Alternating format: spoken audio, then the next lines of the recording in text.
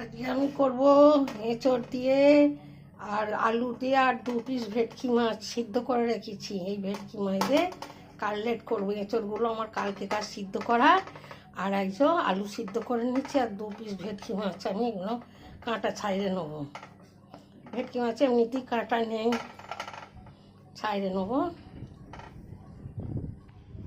একজন ভেটকি মাছ এঁচড় আলু সব আমি ঠিক করে নিচ্ছি। কড়াটা তেতে গেছে,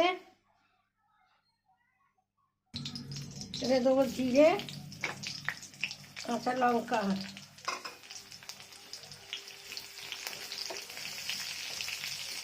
জিরা কাঁচা লঙ্কাটা একটুখানি ভেজে নেবো।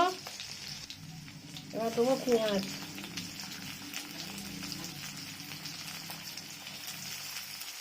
পেঁয়াজটা দিয়ে আবারও ভেজে নেবো। এবার দেবো আদা,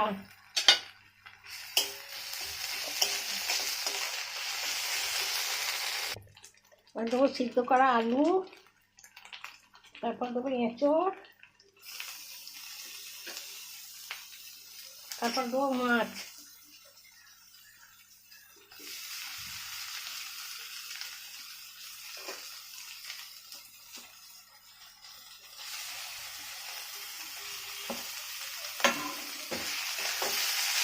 ভালো করে তাকে মশলার সাথে কষে নেবো। এবার দেবো নুন, নুন দিয়ে আছে একটুখানি অল্প করে দেবো। তারপর দেবো হলুদ গুঁড়ো, তারপর দেবো লঙ্কা গুঁড়ো, কাঁচা লঙ্কা দিয়ে আছে।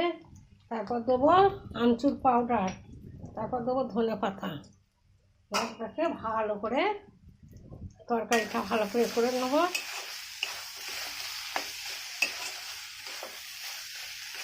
পুরটাকে ভালো করে আগে তৈরি করে নেবো, ভাজা ভাজা করে।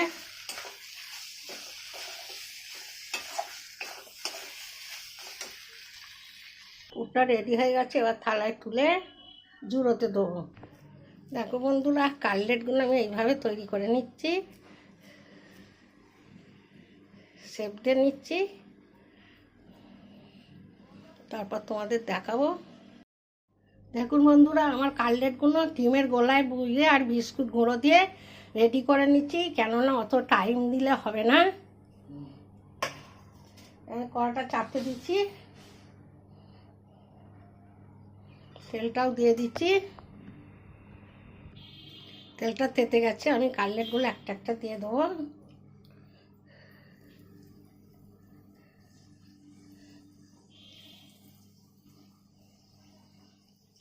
একদম আমার বিস্কুট গুঁড়ো আর ডিম গুঁড়োটা শেষ হয়ে গেছে।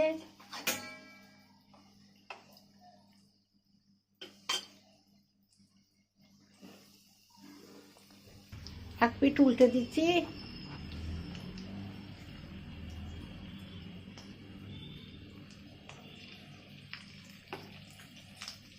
আস্তে আস্তে জাল দিতে হবে। কাটলেটগুলো ভাজা হয়ে গেছে, এবার একটা একটা করে তুলে নেব। দেখো বন্ধুরা, আমার ভেটকি মাছের কাটলেটগুলো হয়ে গেছে। ভেটকি মাছ আর এঁচড় দিয়ে কাটলেটগুলো হয়ে গেছে। এত গরম, আমি এখন একটা এমনি কেটে দেখাচ্ছি। আমার ছেলে খাবে, আমি তাড়াতাড়ি করছি। দেখো কত সুন্দর হয়েছে এঁচড়ের কাটলেটটা। এই সস দিয়ে খাবে। এই রেসিপিটা ভালো লাগলে লাইক করবে, শেয়ার করবে, কমেন্ট করবে, আর আমার চ্যানেলটা সাবস্ক্রাইব করে দেবে। আমি আসছি অন্য রেসিপি নিয়ে।